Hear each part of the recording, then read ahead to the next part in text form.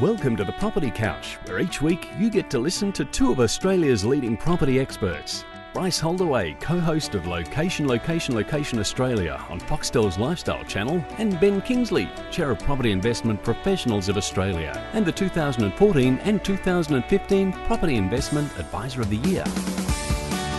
All right, folks, you're on the Property Couch, where each week Ben and I bring you the insider's guide to property investing. Hello, mate. G'day, mate. How are you? Very good. We've got a special day today. I know. We're filming. I know, but What do you call this? This is a vodcast. Vodcast. Yeah. So for those of you that are watching or listening to us on the train or having a run, listening to the podcast, you can actually go home and actually watch our very special episode today. But we've got a great guest on today, Ben. We do. The Buyer's Agent of the Year. Buyer's Agent of the Year. Rich Harvey. Hello, Rich. Bye. Thanks very much, Bryce. Thanks, Ben. Great to be on the couch with you. It's good always to have wanted you. to sit here next to you guys. Oh, mate, here you are. You know, It's happened. bit of the wisdom rubbing We've off. flown you down from Sydney.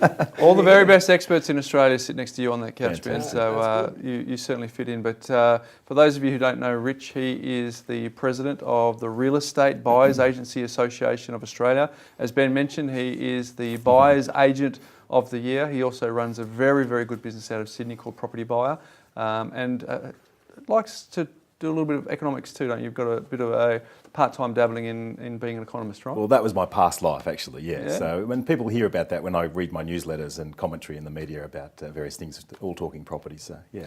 But the bottom line here, folks, is I've got to lift my game, because we've got the president of the REBAA, we've got the chair of PIPA, and I'm the chair of nothing. So clearly I've got to go and have a Well, you're chair of the property couch. good long hard look at myself. Where are you highly recommended? Highly commended, yes. Highly commended. Behind, There we go. Oh, there he There's is. Bryce. There he is. behind the There chief he over is. there. So and very well deserved too, mate, because Thank you you are very doing much, a great Bryce. job as a buyer's agent. But we'll tell us a little bit about your backstory. You've got Propertybuyer as a company, but you've been an investor for a long time. So Yeah. how'd you get into it? Well, how did I get into it? Look, I've always had an interest in property. Ever since I was a young boy, I always sort of, looked at my mum and dad's house and, hey, they built it. And I thought, look, a lot of people make money in property. And I thought it'd be fascinating to get into that. So I didn't start in property. I actually started in government, working as an environmental economist. So my past official. life was, I did a bachelor's and then a master's of economics. Yep. Didn't really know what I wanted to do with my life. So I worked as a senior economist in government for a number of years, trying to save the world. I was very green at the time, actually a greenie. Not green as in immature. Did have the long hair and the I wish I did. I always wanted a flat top. So I worked in government, crunching numbers on how to save the environment. Did a lot of work for the Environment Protection Authority in water pollution and air pollution controls. And I'd have to put values on intangible items. So one thing I learned at the EPA was how to value the quality of life, how to value improved air quality, better water quality. So I had a very interesting role there in actually valuing the environment. So not many people were doing it. And so we started some landmark research, and that was really good. But on the side, I got a bit bored with that. On the side, I started investing in property. And I started teaching people around me how to invest in property. And I was one of the few people within my government agency to pay zero tax because I had all these properties. And people would go, Rich, what are you doing with this property thing? And I thought, well, there's a niche to educate, help people just like you guys do, to really get a portfolio going. So that was sort of the genesis of my buyer's agency way back then. And then I made the radical decision to cut ties with a safe wage and start my own business and really help people in the property game. Fantastic. How long ago was the measuring of quality of life, and is there anything that we can learn from from the quality of the air around us? One of the great things that came out in the late 90s was European standards for fuel control. So the Euro standards came in, and particular diesel fuel Quality. and diesel quality dramatically improved. Like the trucks used to see blowing out all that fine particulate matter, that would get into people's lungs and cause severe sicknesses in some people. So they've improved that quality now. So we would measure the quality of life. And I do remember it was for PM10, particulate matter with a micron of 10, every tonne of PM10 that's removed from the atmosphere improved health quality by $42,000. So there was the number. There was a dollar figure to it. Can you believe this, mate? Here we are thinking we're talking about bricks and mortar. We find out about air We're quality. doing climate economy, the whole There thing. you go. So from the analysis that you did, and obviously you put a dollar value on it, what sort of technical analysis did you bring to your property investing? Well, same sort of thing. I actually, we'll come to this later too, but I picked up a disease doing that. It was called paralysis of analysis. So I would always apply. You know, I was very. We've all had that exactly. at one point in our life. I was a very conservative investor. I think I was always afraid, always taught that you've got to pay down your home loan first before you do anything else in life. Yeah. And I think that's a bit of a fallacy. I think that if you go down that route, and I think Paul Clitheroe used to really advocate that through his money show, pay down all your non-deductible debt first and then think about investing. Well, by the time you do that, you're kind of 55 and you've missed the boat. You know, you've missed 2 or 3 property cycles. So why not have a strategy where you can start building a property portfolio carefully as well as pay down your loan at a slower rate, but still pay it down? I think that's really my mantra and what I learned very early on from my analysis. But, you know, I use spreadsheets and all sorts of things to track what I do. I'd always look at the rent return and what the potential growth factors would be. So I bring that to my business today. Fantastic. Take us back to that time when you decided that you were going to buy your first investment property, taking a few deep breaths. What was the property, and if you had your time over again, would you still buy that same property? Good question. Yes, I would have bought the same property. At the time, I didn't know nearly what I knew then. I was referred to a property and I bought an off-the-plan property through a financial planner who was obviously getting a kickback I didn't know about. But it was a 2-bedroom unit in Alexandria we really hesitated about buying, particularly my wife as well. She was very nervous about buying it and thought, Rich, what are we doing? We've almost paid the loan of our home down. What are we going into more debt for? And all that discussion about debt. But look, at the end of the day, we procrastinated for many months, eventually signed on the line, bought it, and it did exceptionally well. Yep. So, you know, it's been a great renter. It's always performed in a great area. So, Which is really, and so again, you know, you have similar views on high density and medium density accommodation that we do in terms of lack of scarcity. But there are examples where it can go okay. Well, at the time when we bought it too, it was a time when the market was not rocketing along. Yep. It was a time where there wasn't any sort of massive spike in building approvals. Yep. So it was a time where there was a need for more rental accommodation in an area that was being gentrified. Yep. So we don't own that. We actually sold that property at the right time and moved out. And so I think there's a time to also hold a property, and there can be a time to sell a property. So we decided to move it on and put our money into something else that grows faster. Fantastic. So roughly how long ago was that first one? Oh gosh, testing my memory now. 80s, 90s? No, 90s. In the 90s, probably mid-90s now, Because there wasn't a lot of information out there at the time, back in the 90s, not like what it is now. Who did you used to lean on back then for your, you know, if it's virtual mentorship or if there was actually a person that you used to get some mentorship from? Who were the people that I would go to a lot of different seminars. There wasn't only one person at the time. I would go to a lot of different events, and I'd do what I do with a lot of things in life, and eat the fruit and spit out the pips. And that means you get the good stuff, and then the stuff that seems dubious or a bit off beam, you leave that alone. So I didn't sort of rely on anyone. I read a lot of books. I was working in the city, and I had a goal of reading 1 book a week. So I would read 1 book. I had a sort of a 45-minute journey each way, and I educated myself on property like you wouldn't believe. I would constantly consume information, consume magazines. There wasn't a lot online at the time. You know, there's not nearly as much as there is today. So it was a lot more difficult to get educated. I love that analogy. I reckon that's a ripper, because some you can go to, some of those seminars that we used to go to, I did the same, you know, and on my journey. So what's the definition of a really small bit of fruit and a really big pip? Because I've been to a few of those, you know what I mean? Yeah, there's an apricot, there's just a little layer of fruit on the inside. There's no watermelons, it's all apricots. Some of them we did go to were rubbish, weren't they? They were just, you know, you might have a little bit of takeaway, but some of them, you're absolutely right. Nice big. Some of them were a big upsell to a personal development program. So they were sort of, you know, join, you know, you've paid $1,000 to come to this event, but come to our one, it's $20,000 going to transform your life and, you know, whatever. But, you know, and it's good for some people that need that inspiration.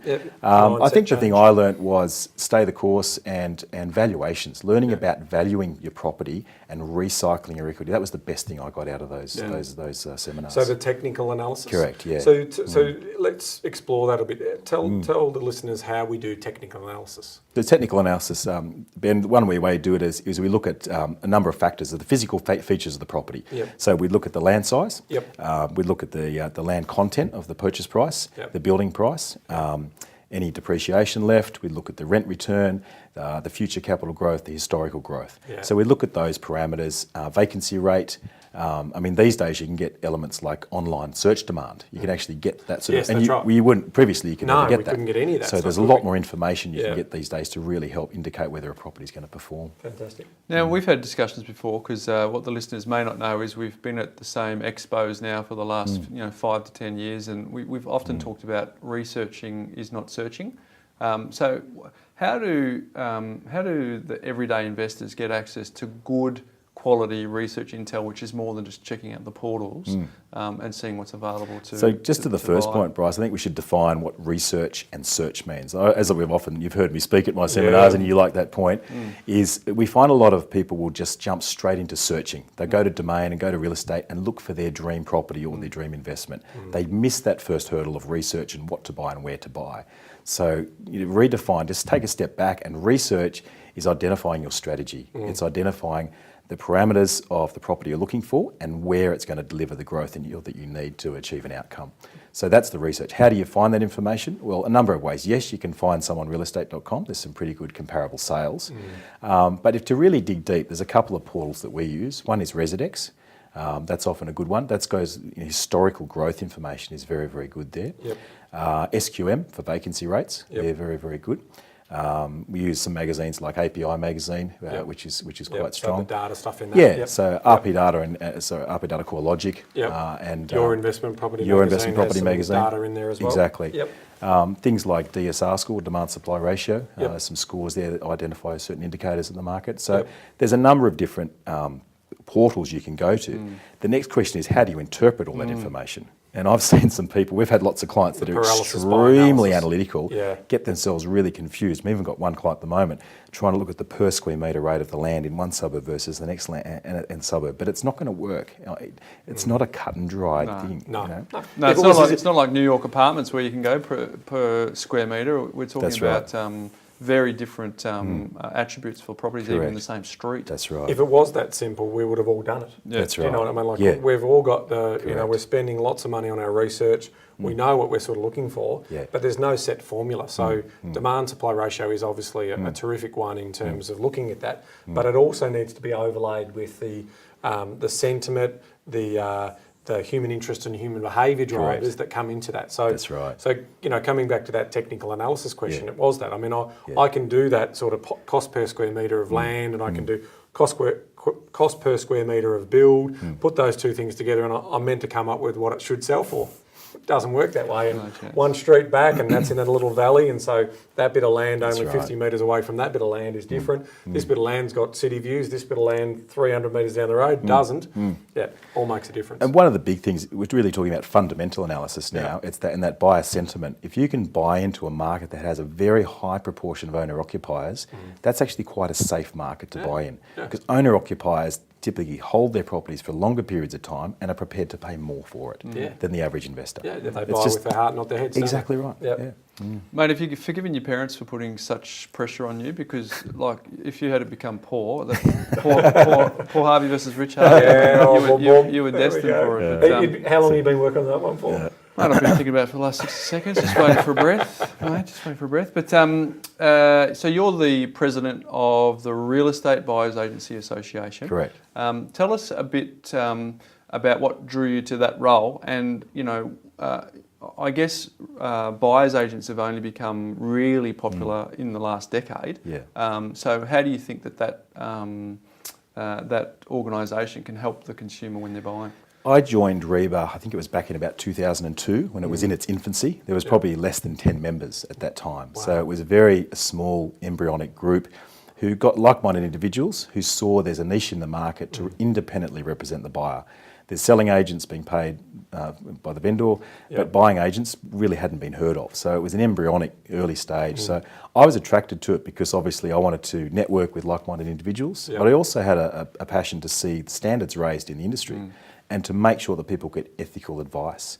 I guess one of the other drivers was my brother got stung by one of those two-tier marketing guys up in the Gold Coast. They flew him up and pressured him to sign on the Sunday and blah, blah, blah, and anyway lost some money in a deal. But so to see your family member kind of suffer from that is kind of really annoying. So it set me on a path of making sure that our clients get good quality advice. And the reason I went to REBAA, I think I've got a lot to offer in that role. So I thought, look, I've been a member of REBAA. I was the state representative for a number of years. And I thought, look, I could really love to help elevate the status of buyers agents. And give a bit back. Exactly. Yeah, it's great. It's good stuff.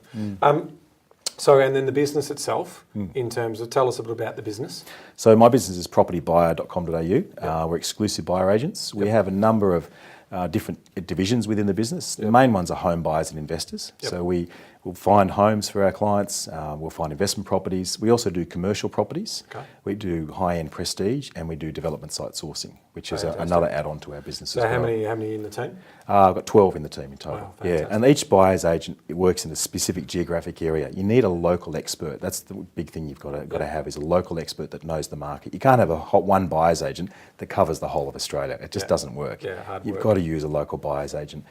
And a couple of things that are really key for me is that the depth of relationship you have and the knowledge of a local market is critical to the success of your client's outcome. Yep. So working with a buyer's agent that has a really good local contacts is going to deliver a much better outcome than someone that's fairly new to an area. Okay. How did you go during the most recent Sydney boom? And I know that they've had the second run at it of late. So with clearance rates up at 80%, which is, compared to this time last year, it was quite low.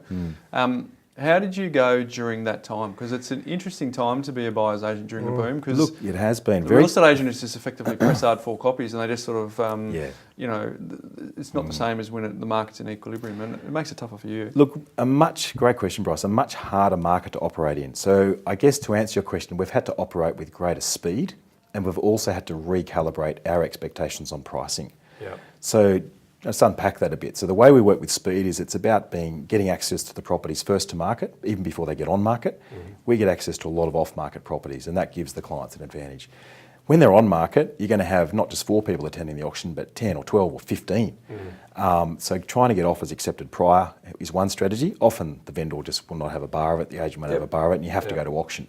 So getting your client primed to pay a fair price, not a ridiculous over the top, but the best price that they're prepared to walk away with. So there's a lot of coaching and education that goes into deciding a maximum bidding limit. Yep. So we were quite unsuccessful at a lot of auctions, which goes to show that we're conservative buyers agents. Yeah, you wouldn't want to win every one. Thing, that's right. You're winning every auction. But we did win quite a few, and we used certain tactics, to win those auctions. So it's been challenging. We've just had to make sure that when we're giving clients advice on value in this hot market, that we've got some really strong comparable sales, which we've been able to do. Because their biggest fear is paying too much. Correct. And in a booming market, that often is very difficult to define. And as we talk about, Ben, as you know, if you're playing the long game, it's all about getting A+ properties in good locations that will deliver in the long term. But I think Sydney in particular is a market that you shouldn't consider not using a buyer's agent, because you got offer and acceptance in Queensland, you got offer and acceptance in South Australia, you've got very high auctions in Melbourne, but you still get a bit of. Whereas you guys have this exchange system where you're highly vulnerable for gazumping, and if you don't know local conditions, you are susceptible. That's right. I mean, your research obviously will tell you that there are other markets that are doing well. Have you ever entertained the idea of going into other markets and buying? Well, you buy in Queensland too, we do buy in Queensland as well. We're licensed there. Yep. Absolutely. We're also buying in Wollongong and Newcastle. Yep. We've even bought in some of the regional areas like Mudgee as well, not recently, but in past years when those markets have been. And that's a horses for courses thing, looking at the client situation and looking for the right now, the last 3 years and going forward, I think the Newcastle market and the Wollongong market have a lot of legs. Yep. The Newcastle market in particular, for example, they're spending $500 million, $500 million is the word, revitalising that whole Sydney centre. There's a light rail going through. So we've been quite successful in buying that market, and the rents are really strong in that Newcastle market. So we believe that's, and we're seeing the ripple effect. People deciding to move out of Sydney and wanting to buy something where it's a bit more affordable, but still get lifestyle. It's the same story as Brisbane, really, isn't it? Like that, we saw after the last boom and period, there was a lot of affordability still available in Brisbane, and then people moved into that market. Because you're right. I mean, if I'm going to have to commute to Sydney, the CBD in Sydney, it's going to take me an hour and a half to 2 hours. I'm going to judge whether I'm having a real life or whether I'm just working for the machine. That's right. So I'm going to look at alternative markets, and I think that's what Queensland is. You've got a very unique advantage point being in your role as the president of REBAA and also being in the Sydney market, and it's quite crowded in terms of buyers agents. If someone is going to look to use a buyer's agent, how do you suggest they differentiate between which one they should choose? Great question. So one and first, make sure they're a member of REBAA and they abide by the code of ethics. That's the first tick. Make sure they're licensed. Tick. And PIPA? Tick. Yeah, make sure it's a member of PIPA. I think make sure they've got relevant experience. You don't want someone that's only been operating for 12 months. It's hard for the newbies to start off and get credibility, but you want someone that's been in the game quite a period of time. Someone that's got good testimonials. someone that knows the market intimately in the area you're buying. So ask them how many transactions they do a year, ask them how experienced they are. If they've won awards, that's another good tick in their box. Yep. Make sure their agreement is really clear and their fees are very, very transparent. Make sure all fees are disclosed and transparent. We work on a fixed fee basis because we don't want any perception of bias in the way that we charge our fees. That's the reason we don't do percentages. And make sure that the expectation of service delivery and what they're going to do for you is very, very clear. Sorry, Brendan, do you have a view on people who don't charge a fixed fee? Have you a percentage of purchase price, which is quite common for buyers agents? Look, it can work as long as you're clear on the outcome. So, I mean, you just don't want the percentage to be a thing that sort of motivates the buyer's agent to tell them to pay more than they have to. You want to know by their testimonials as to whether they've got the client's back. Really, are they on your side or are they just in it for themselves? Well, we've gone down the same path as you, because if you're in a fixed fee, because if you're on the selling agent side and you've got your home and you want it to be sold for 800,000 and the real estate agent gets 880, you're more than happy to pay him a percentage of that extra 80,000 because everyone's won. That's right. But on the flip side, if you're on the buyer and you've got a brief of 800 and you've come across this really great deal for 880, you don't want the client sort of going, is the agenda here for them or me here? And so for us, we avoid that by a flat fee structure. That's it. The recommendation on the evidence base, I mean, for owner occupiers, it's a different story. They're buying wherever they want and we'll go in there and negotiate, because they care too much and they pay too much because then, their emotion gets involved.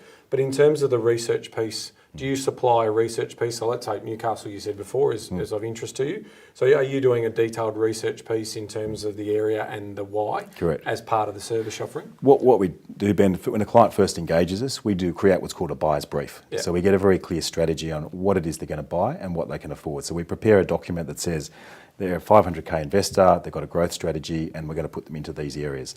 We give them some information on the suburbs, the median price, and some recent comparable sales. So that gives them a reference point on any properties we then present subsequently to compare that against. I think it's really important, isn't it? The next thing we do is then give them the research piece, as you call it. We give them a report which recommends why we invest in that area. So it'll just talk about the infrastructure of the area, the demographics of the area, and give them some framework of references to why it's a good area to invest in. And so if you're dealing with any buyer's agent, that's exactly what I think people should be looking for to solidify their their decision, to make sure that they understand that, okay, they've put some work in this. It's not just that, it's too hard to buy over there. They've got some indications and some confidence in this particular market because of these reasons. And it's got to make sense. So there's plenty of buyer's agents who can put, and spruikers and marketeers who put decisions backed by research.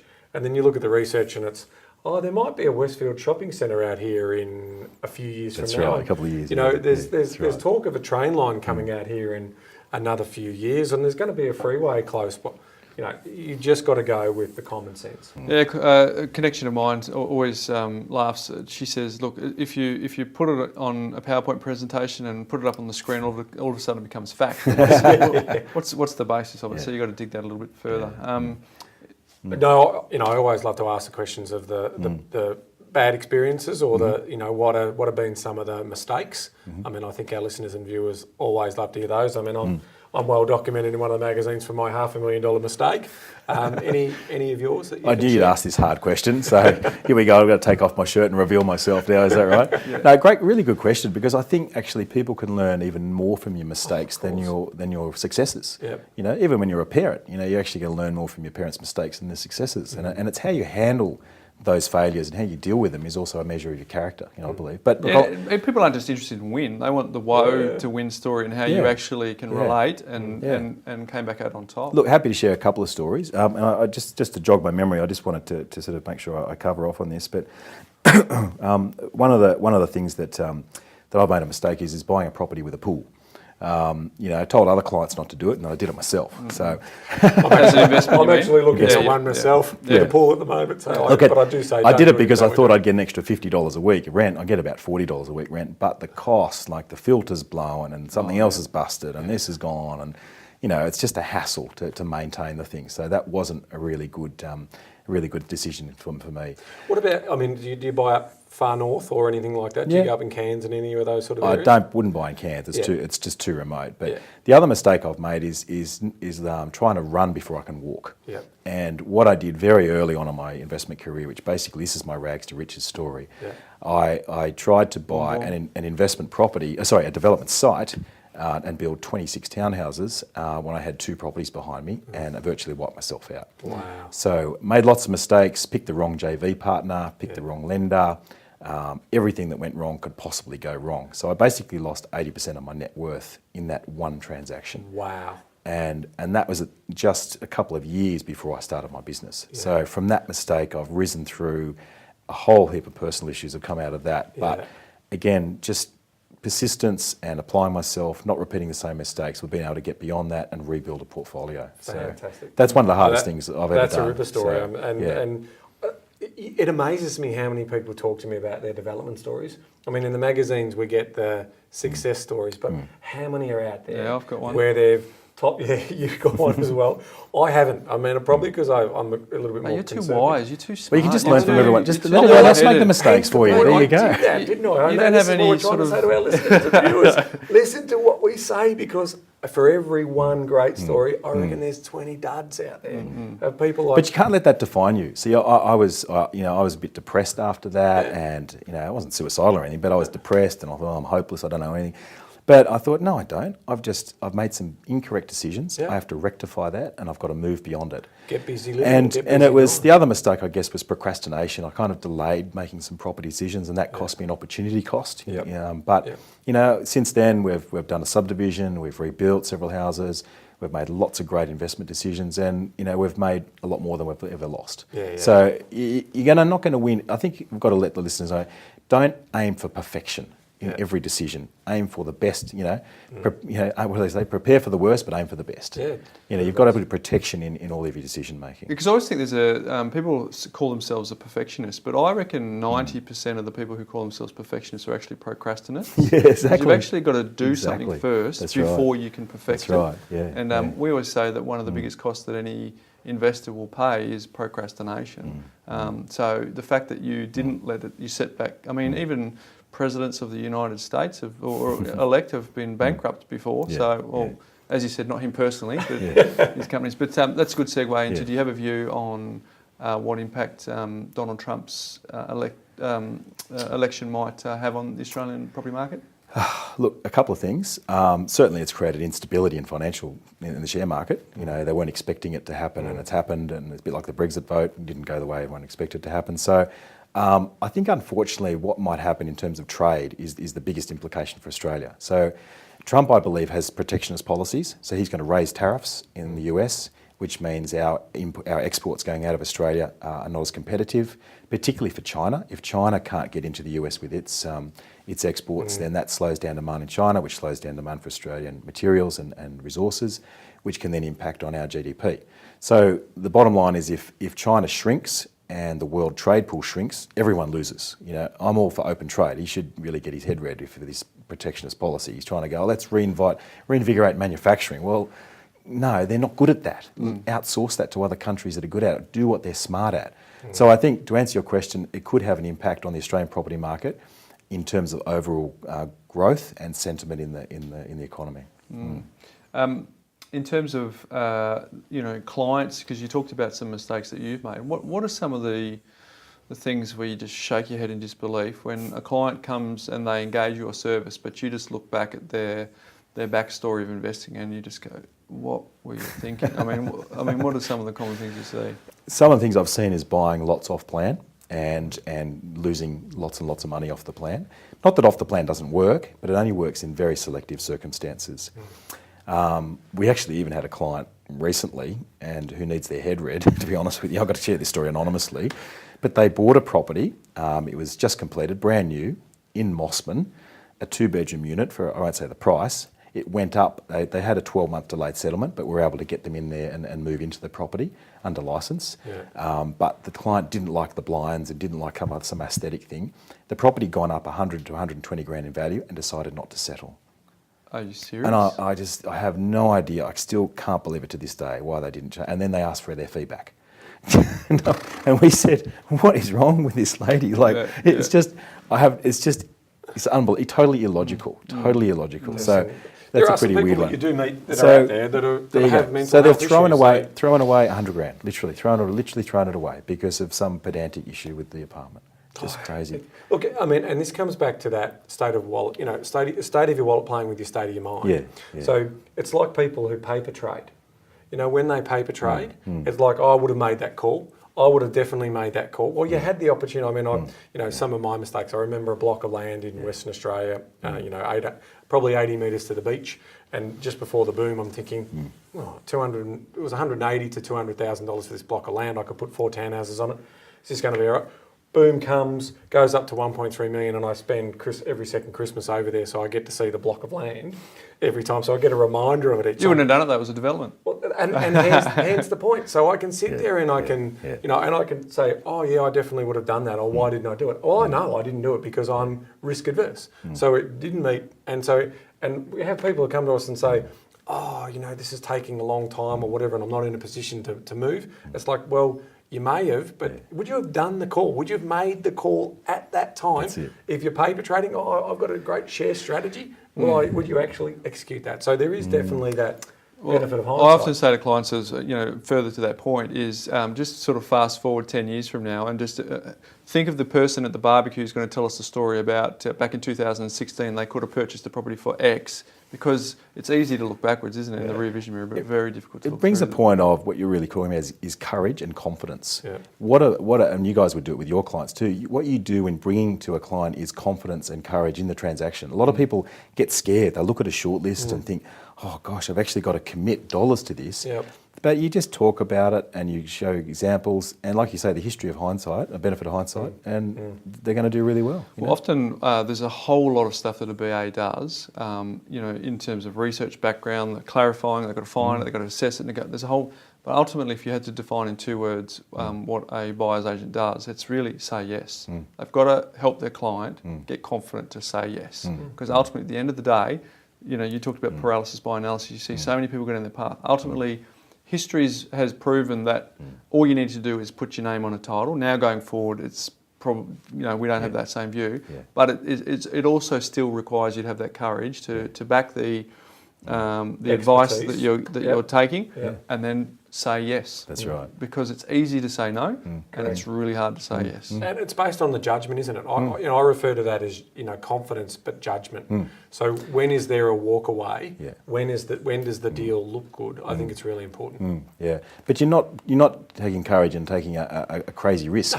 You're making a calculated decision based on research, based on evidence. And every decision is going to involve risk, but you're minimising that risk and going forward. And you're minimising that risk because you're leveraging from the knowledge of the expert that you've That's engaged to help you with That's that. right, yeah. If you're still going to sit on the fence, imagine what you would be like if you didn't have that expert making that judgment call and that recommendation to execute. Yeah, as I always say, why bark if you've got a dog? That's the dog's job is to do that for you, and you don't have to sort of second guess what they're doing. Now, 2017, what are you thinking is on the horizon for property investors in 2017? Okay, let me just get my crystal ball here. Yeah. Let's work it out. Not looking yours because I've got mine over here.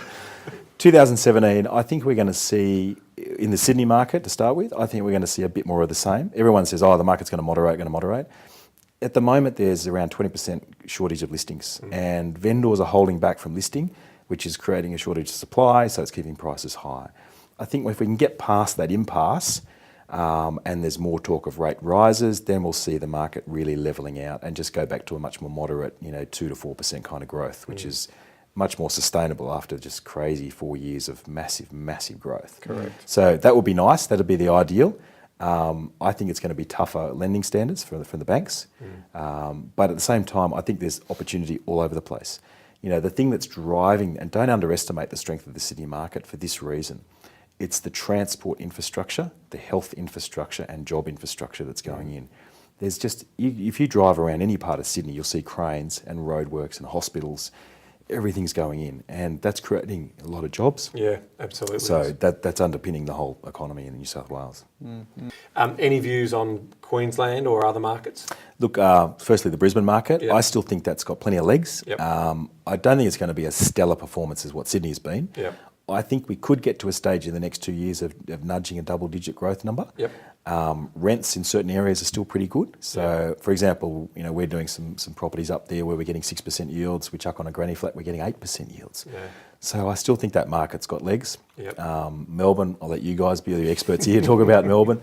Darwin and Perth, still far too much resources linked, and I'd stay away from those markets. Yep. And Adelaide's just a little quiet performer under the radar. I think if you're going to buy into Adelaide, you've got to be doing some sort of value add or development kind of strategy. Okay, fantastic. Now you're about to go out and buy this weekend, Rich, and you're about to buy another investment property to add to your portfolio. What would it be, and what would be the type of area that you would target if you're doing that?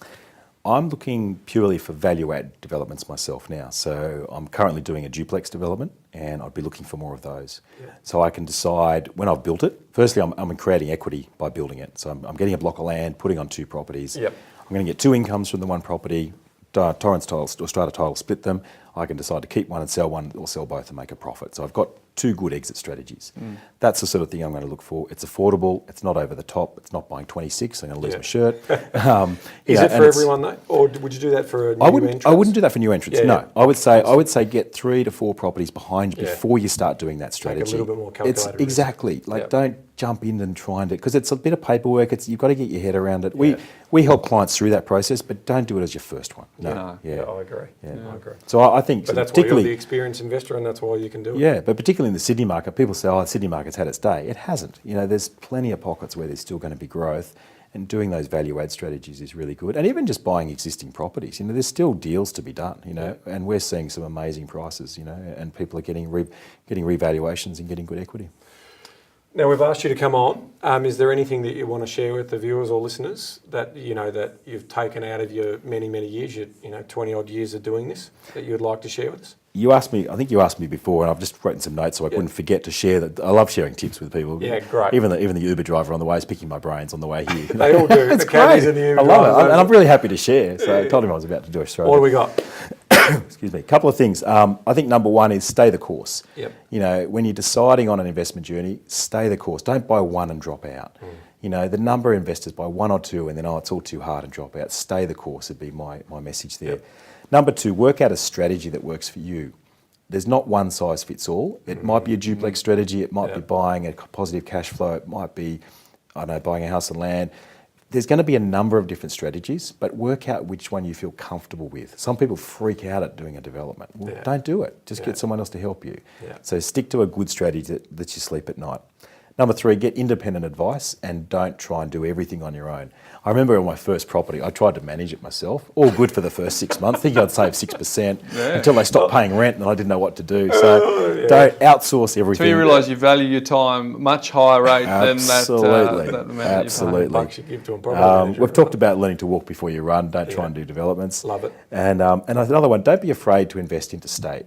Think about buying properties outside of your own backyard. It's really important to diversify your portfolio and get a good spread across different property markets, because you can take advantage of different cycles. That's really important to do. Borderless investing, they don't move in the same cycles, unfortunately. So as soon as they get can you be the lobbyist to get a uniform sort of system across the country rather than having to have exchange in New South Wales and often acceptance in other cities. That'd be nice. Well, it's been a pleasure to have you on, mate. Thank you. We always enjoy chatting when we catch up when we're in Sydney, so it's always good to share your insights with the viewers as well, and the listeners, isn't it, Ben? So this is the bit where Rich is probably, this is the bit where he listens to our podcast and he fast forwards right to the very end. I've got one little quick bit. Yeah. That is, thanks for everyone for basically writing some comments and putting some voting in. So thank you all. Just the results. So Bryce got highly recommended, so basically right up there in the high bit.